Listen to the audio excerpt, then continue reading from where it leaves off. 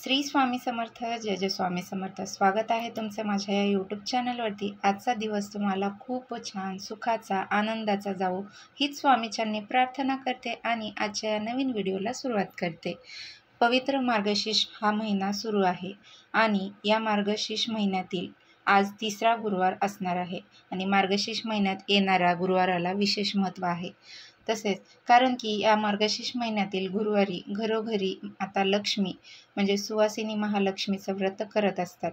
या दिवशी माता लक्ष्मी ही आपल्या घरामध्ये सूक्ष्म स्वरूपात वास करत असते। यामुळे घरामध्ये सुख, शांती, समृद्धीही नांदत असते। तसेच गुरुवारचा हा दिवस भगवान श्री हरी विष्णू यांना सुद्धा समर्पित आहे। या दिवशी आपण भगवान श्री हरी विष्णूंसोबत माता लक्ष्मीचीही पूजा जरूर करावी आणि सर्व इच्छा मनोकामना पूर्ण होतात आणि घरात सुख समृद्धी येते।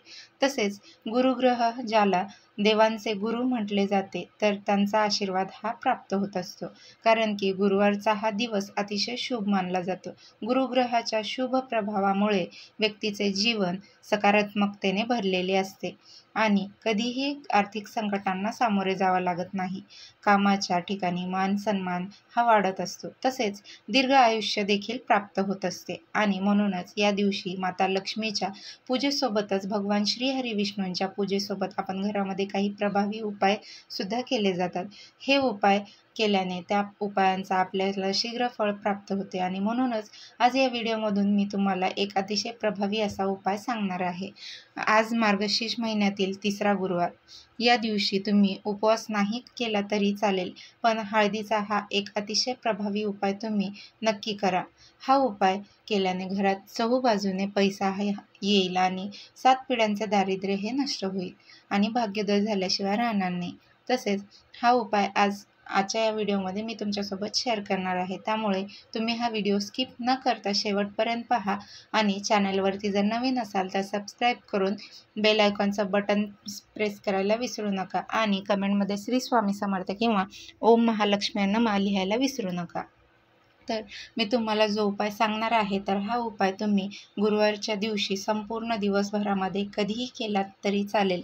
अगदी सकाळपासून ते संध्याकाळपर्यंत जेव्हा तुम्हाला वेळ भेटेल किंवा तुम्हाला करणे शक्य असेल त्या वेळेमध्ये तुम्ही हा उपाय करायचा आहे।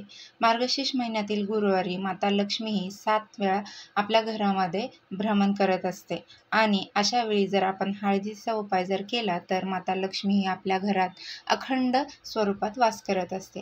आपल्या हिंदू धर्मामध्ये हळदीला विशेष महत्त्व दिले आहे, कारण पूजेमध्ये सुद्धा हळदीचा वापर हा अवश्य केला जातो। हळदीशिवाय कोणतीही पूजा ही पूर्ण होत नाही आणि गुरुवारच्या दिवशी हळदीचा हा उपाय करायला अतिशय महत्त्व दिले गेले आहे।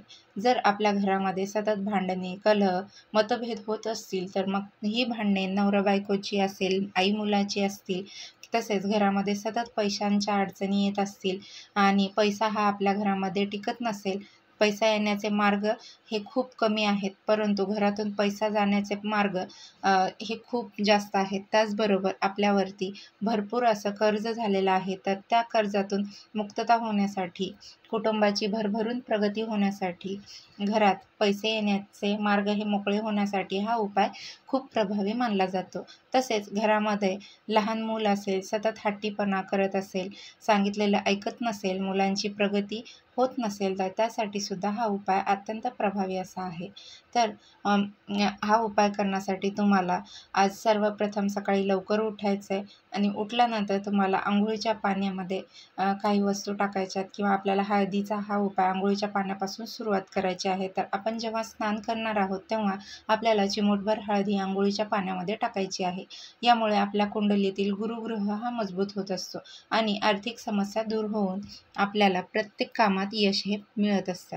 यानंतर आपल्याला स्वच्छ कपडे परिधान करायचे आहेत आणि आपल्याला देवघरातील देवांची पूजा अर्चाही करायची आहे आणि तुम्हाला ही पूजा करून झाल्यानंतर तुम्हाला काय करायचं आहे, 1 ग्लास भरून पाणी घ्यायचं आहे आणि त्या पाण्यामध्ये तुम्हाला 1 चमचाभर हळद टाकायची आहे। यानंतर हे पाणी आपल्याला आपल्या देवघरामध्ये ठेवून ओम नमो भगवते वासुदेवाय नमः, ओम नमो भगवते वासुदेवाय नमः या मंत्राचा जप 108 वेळा करायचा आहे किंवा ओम भ्रूम बृहस्पतये नमः, ओम भ्रूम बृहस्पतये नमः या मंत्राचा जप देखील तुम्ही करू शकता.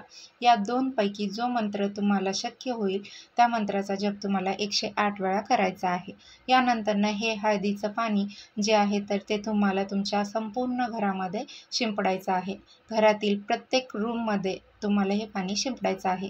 आपल्या घराच्या मुख्य दरवाजावरती शिंपडायचं आहे आणि घराच्या मुख्य उंबरठ्यावरती शिंपडायचं आहे आणि उंबरठ्याच्या बाहेर देखील हे पाणी तुम्हाला शिंपडायचं आहे. यामुळे आपल्या घरात असणारी अदृश्य शक्ती, इडापिडा, नकारात्मकता, नजरबाधा ही संपूर्णपणे नष्ट होते आणि यामुळेच घराकडे लक्ष्मी माता ही आकर्षित होत असते.